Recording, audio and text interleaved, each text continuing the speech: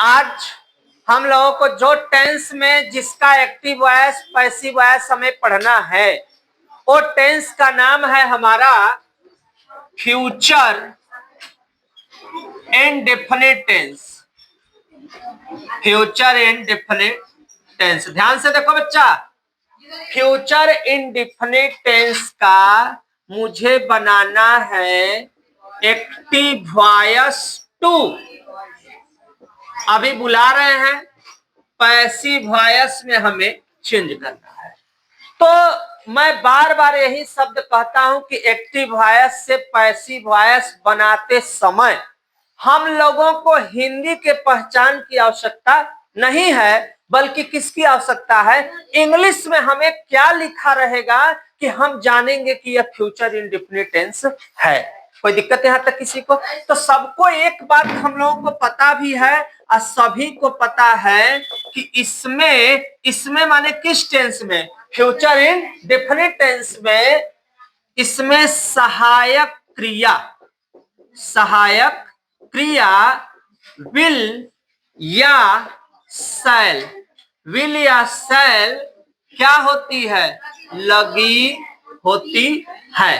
पहली बात हम लोगों को ये याद करने लगा है कि इस टेंस में जो सहायक क्रिया है, यह कौन सी सहायक क्रिया है? हम लोगों को फ्यूचर, ध्यान देना, फ्यूचर इंडेफिनिट टेंस में सहायक क्रिया विल या शैल लगी होती है। किसी को कोई दिक्कत इसमें? तब तुम समझ जाओगे कि यह कौन सा टेंस है, फ्यूचर इंडेफिनिट टेंस कहलाता है। कोई दिक्कत? अब हम किसी बच्चे को बुलाते हैं, एक मिनट रुको, किसी तो हाँ, हिंदी में पहचान क्या होगी? इधर आ जाओ, तुम ही आ जाओ, आओ। इंग्लिश तो मैंने लिख दिया कि विल और शैल है, तो क्या कहलाएगा? फ्यूचर इंडेफिनिट कहलाएगा। हिंदी में फ्यूचर इंडेफिनिट टेंस की पहचान बोलो तो। वाक्य के अंत में गा है, गी है, गे है, सिर्फ गा गी गे कि गा है गी? गा गी गे, हाँ, अर्थात फ्यूचर यानी भविष्य की बात हो तो वहां उसे कौन सा फ्यूचर इंडेफिनिट टेंस कहते हैं। अच्छा ठीक है, जाओ बेटा, बहुत अच्छा। इसमें जो नियम हमारा बन के आता है, देखो एकदम सिंपल नियम, पैसे का सिंपल नियम, हमें लिखना है ऑब्जेक्ट प्लस विल या शैल प्लस क्या जोड़ना है? बी प्लस वर्ब का third form plus by plus यहां पे क्या लिखना है? सब्जेक्ट। जैसे मेरा पहला वाक्य है, एक्टिव वॉइस में एक्टिव है, यह क्या है? पैसिव।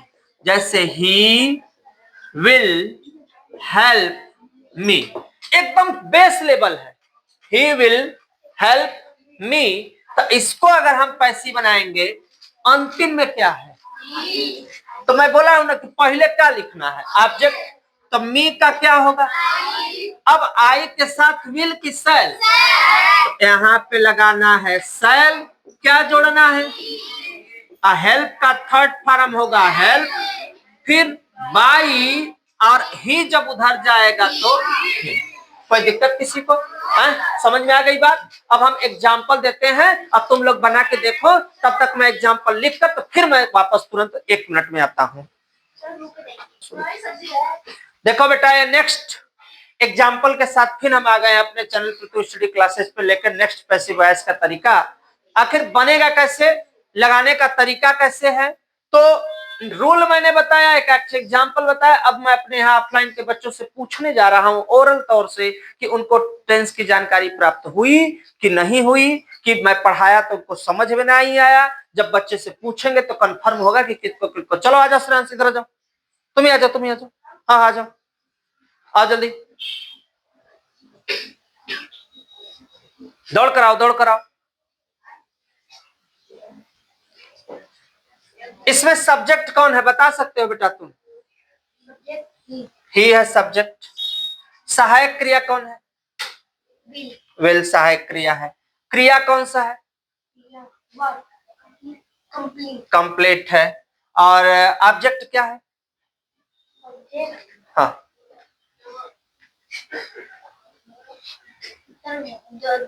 हाँ, तो सबसे पहले क्या लिखेंगे? The work. The work, okay. हाँ, विल लगेगा कि सेल लगेगा बेटा? Will. Will buy. No no no no no no, Be. Be. Will be. जल्दी बताओ। Completed. Completed, By. Completed by, In by him time. In time, by him in time. किस class में हो बेटा? By. 5 में हो, बहुत अच्छा। फिर भी इतना बन रहा है, बहुत अच्छा। चलो ठीक है, बहुत अच्छा। चलो अगला, the teacher will not forgive Ram. कौन बताएगा भैया? कौन बताएगा? हाँ, आ जाओ आ जाओ आ जाओ आ जाओ। सबसे पहले क्या होगा बच्चे? Ram. Ram Will will not not be be forgiven forgiven by the teacher. By the teacher. Very good बिटिया, बहुत अच्छा। We shall teach them a lesson. कौन आएगा बच्चा? प्रिया आ जाओ, तुम भी बताओ। आओ आओ, गलत से सही आओ, सीखोगे तब ना। आ जाओ। सबसे पहले क्या बनाओगी बाबू? They Will will be be taught taught, by taught के बाद एलेसन जो बचेगा उसको लिखेंगे ना बिटिया, एलेसन। हाँ, अस। वेरी गुड, बहुत अच्छा। जाओ जाओ। एवरीवन विल ब्लेम अस, इसको मैं बता देता हूं। यहाँ अस लिखा हुआ है, अस का होगा वी। अब वी के साथ विल नहीं लगता, क्या लगता है? शैल। नया हमें जोड़ना है क्या? बी। ब्लेम का थर्ड फॉर्म होगा ब्लेम्ड। बाई, बाई में क्या लिख देंगे? एवरीवन अपने स्थान पे। एवरी जगह नहीं है, यहाँ पे लिख देते हैं, कोई दिक्कत नहीं है, लिखा जा, उससे कोई विशेष मतलब नहीं है। एवरीबॉडी वो सपोर्ट हो सकता है। The king will give her a reward. ठीक, अब देखो ऐसे में तुमको एक परेशानी होगी कि यहाँ दो, कि हर ले कि ए रिवार्ड ले। तो दोनों में से तुम कुछ भी ले सकते हो, चाहे हर ले लो चाहे ए रिवार्ड। हर लोगे यहाँ तो यहाँ लिखोगे सी, क्या लगेगा? विल बी, गिव का third form given, a reward, और बाई द किंग। कोई दिक्कत यहां तक? बस हमारा जो है पैसिव वॉइस इतना क्या हुआ, बन गया। कोई दिक्कत यहां तक किसी को? स्क्रीनशॉट ले लो बेटा। नेक्स्ट टॉपिक में नेक्स्ट क्वेश्चन के साथ फिर मिलते हैं हम लोग।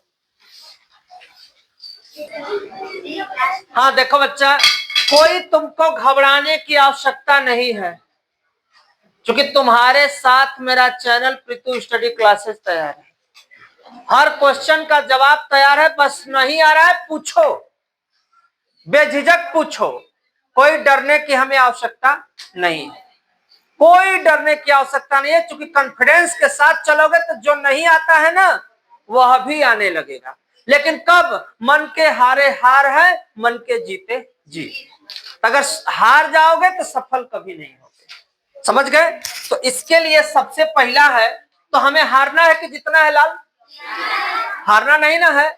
तो इसीलिए मन से अगर हार जाओगे तो तुम्हें दुनिया का कोई जीता नहीं पाओ, और मन से अगर जीते रहोगे तो दुनिया में कोई हरा भी तुम्हें नहीं पाएगा। तो इसलिए तुम लोग ध्यान से मन लगा के करो। नहीं आ रहा है तुरंत खड़े होकर कहो कि हमें सर जी समझ में एको चीज नहीं आया। तो अब वो सर जी की रिस्पांसिबिलिटी है कि तुम्हें कैसे समझाएंगे, उनकी जिम्मेदारी होगी। और निश्चित है कि कोई भी टीचर चाहता है कि हमारे सभी बच्चे को चीज समझ में आ जाए जो है। तो हमें डरना नहीं है, क्योंकि डर के आगे, तो देखो बेटा यहाँ पे विल लगा है, विल लगा है।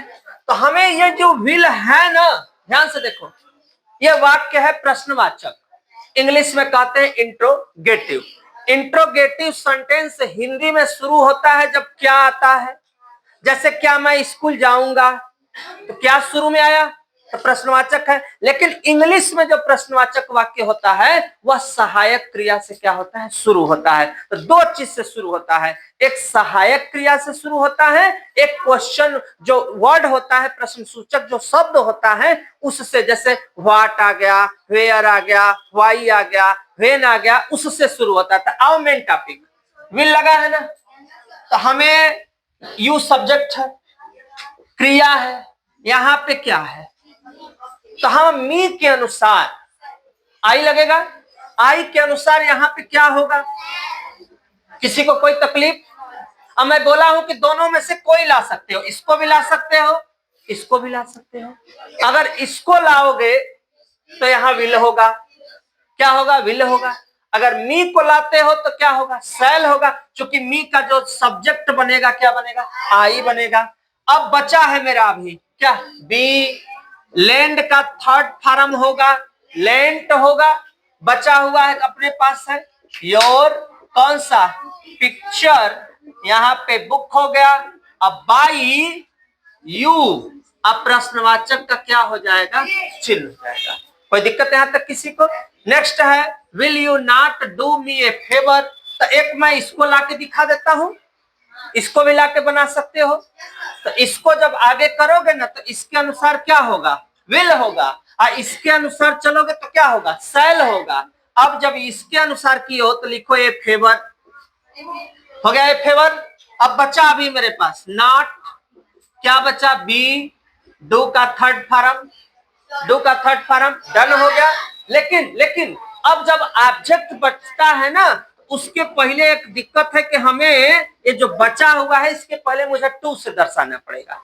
किससे, टू से। मतलब नहीं दर्शाओगे तो कोई गलत भी नहीं है, लेकिन जो रूल है वो मैंने तुम्हें बता दिया। अगर इच्छा नहीं है तो मत दर्शाओ, इच्छा नहीं है तो बस मी चुपचाप क्या करो, लिख दो। इसको इच्छा पे चलना, लगाना होगा लगा देना, मन नहीं होगा कोई दिक्कत नहीं है मुझे। फिर बाई, बाई क्या बचा भैया, यू, और किसका चिन्ह हो जाएगा, प्रश्नवाचक। यहां शैल लगा पहले, यहाँ कौन है भैया, हर, हर के अनुसार यहाँ क्या आएगा, हर का क्या होगा, सी, इधर अपने बचा क्या, बी, फॉरगेट का हो जाएगा फॉरगॉटन, फॉरगॉटन, बाई, वी का क्या होता है, अस हो गया। विल यू पे द बिल टुडे, टुडे से मतलब नहीं है क्योंकि टुडे समय है, समय से कोई लेना देना नहीं है। तो यहाँ पे, तो यहाँ पे सबसे पहले द बिल के अनुसार यहाँ क्या होगा, विल, विल के बाद द क्या होगा, बिल होगा। बचा भाई बी, पे का थर्ड फॉर्म क्या होगा, पेड, पे का थर्ड फॉर्म क्या होगा, पेड, और बाई यू, और टुडे अपने प्रश्नवाचक का चिन्ह। एवरीवन विल कर्स अस लिखा है, अस का क्या होगा, अभी के साथ क्या लगेगा, शैल। बी, कर्स का थर्ड फॉर्म होता है कर्स्ड, और फिर बाई क्या लिखेंगे हम लोग, एवरी, और क्या लिखा है, वन, अपने स्थान पे। साधारण वाक्य है तो किसका चिन्ह देंगे, फुल स्टॉप का। कोई दिक्कत यहाँ तक, इसको समझ लो, स्क्रीनशॉट बच्चे ले लो। फिर नेक्स्ट वीडियो में नेक्स्ट टेंस के साथ, फिर पैसिव वॉइस के रूल के साथ हम मिलते हैं। इसके पहले मेरे चैनल पृथ्वी स्टडी क्लासेस को सब्सक्राइब, लाइक जरूर करते रहिए, और जो ना समझ में आए उसके लिए कमेंट भी भरपूर किया करो, क्योंकि मुझे कोई दिक्कत नहीं है कमेंट से। जितना नहीं आ रहा है पूछो, एक लगातार मैं जवाब देने के लिए तैयार हूं जो है।